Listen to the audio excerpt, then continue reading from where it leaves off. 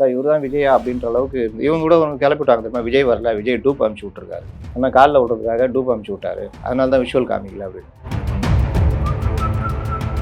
அப்போ உள்ளே போனதில் வெளியில் எடுத்தாங்களா தெரியாது, உள்ளே எதுவுமே எடுக்கலை. இதில் டிஎம்கே முதல்வர் ஃபங்க்ஷன் நடக்குதுன்னு சொல்லிட்டு ஒரு டீமு பந்தல் போடுறேன் அது போடுறேன்னு வந்து அவங்க வீடியோ எடுத்திருக்காங்க.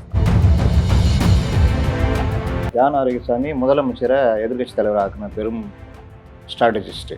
எங்கே அவர் எங்கேயா வெற்றி சொல்லுங்கள், அவர் போன இடம்லாம் புல்ல முளைக்கலன்னுவாங்க. நீ மன்றத்தில் பெரிய ஆள், ஓகே, நீ அரசியல் கட்சி தொடங்குறன்னா அரசியல் கட்சிக்கு நாலேஜபிள் பர்சன், அரசியல் தெரிந்தவர்கள். விஜய்க்கு அரசியல் தெரியாது, அப்போ அதை காம்பன்சேட் பண்ணுற மாதிரி பொதுச் செயலாளருக்கு அரசியல் தெரியணும், டெய்லி ப்ரெஸ்ஸை பார்க்கணும், எந்த கேள்வி கேட்டாலும் டான் அடிக்கணும். ரியலாக நடந்த கதை. அதனால் நான் உடனாலே முதல் பிரேக்கிங் நான் தான், விஜய் என்டிஏக்கு போக போகிறார்னு. சென்னை மாநகராட்சியில் ஏதோ நடக்க போகிறது, முடிஞ்சிச்சு. ஆனால் இதுக்கு பிறகு பிரியாவுக்கு ஒரு இதெல்லாம் கிடைக்காது.